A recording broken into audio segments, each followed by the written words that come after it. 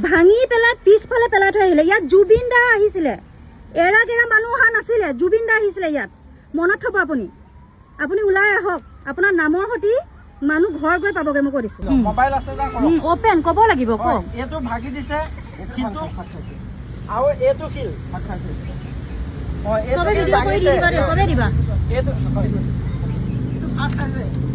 এইটো ভাগি থাকিলে হয়। এইটো শিল দাঙি লৈ পেলাই তেওঁলোকে এইখিনি জেগাত পেলাই দিছে আৰু শিলৰ ওপৰত শিল পেলাই দিছে কাৰণে ফাট মেলি গৈছে। বাৰুকৈ শিলটো ভাগি নগ'লগৈ। আৰু এই দাদা আছিলে, দাদা আহি পেলাই 4-5 দিন হৈ গৈছে ন ঘটনাটো। 4-5 দিন হৈ গ'ল। তাৰপিছত দাদা আনি এই শিলটো ইয়াত হৈছে মুচি কৰি থৈ দিছে। জুবিন ক্ষেত্ৰত বহুত মানুহ হয়। ইয়াত চাওক, ইয়াত কোনো ধূপ দিবলৈ চাকি দিবলৈ কোনো মানুহ নাই। আৰু জেগাখিনি যদি চাবলৈ যায় ইমান লেতেৰা হৈ আছে, ইমান লেতেৰা মানে আপুনি কি ক'ব, চবফালে জংঘল বুলি ক'ব পাৰি। আৰু জুবিন দাৰ যিবিলাক ফটো আছিল, পোষ্টাৰ আছিল, ফালি চিলি পেলাই দিছে। তাতে কিছুমান আপোনালোকে চাব পাৰে, এইফালে ফালি পেলাইছে আৰু এইফালে পেলাইছে। আৰু দাদাই কেইখনমান পোষ্টাৰ ৰুমত থৈ দিছে। আপুনি মালিকজনৰ নামটো কওক না, যোনে ভাঙিছে মালিকজনৰ নামটো কওক। মালিকজনৰ নামটো নন্দ মাষ্টৰ, উপায় নাজানো। নন্দ বুলি নন্দ মাষ্টৰ। নন্দ মাষ্টৰ হয়। ক'ত থাকে বাৰু? এজন মাষ্টৰ হয়। টিচাৰ এয়া জ্ঞান নেকি? টিচাৰৰ এইটো জ্ঞান নেকি? মাষ্টৰ মানুহ এনেকুৱা কাম।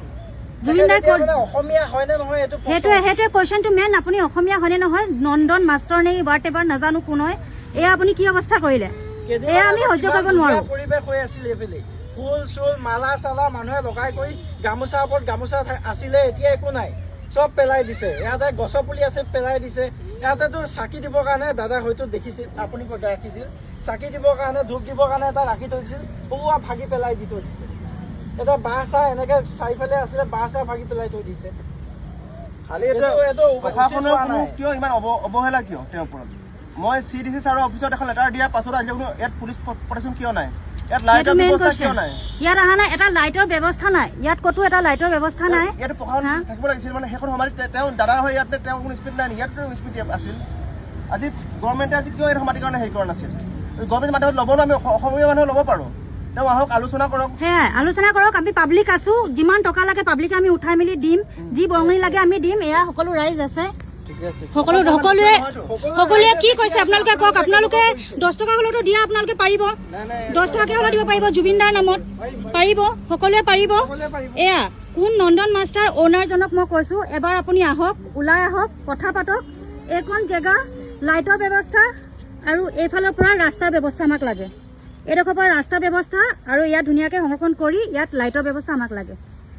মইতো ভিডিঅ'টো দিম অতি সোনকালে, আপুনি ওলাই আহক। আৰু আমাৰ দাবী, আপুনি এনেকৈ ভাঙিব নোৱাৰে।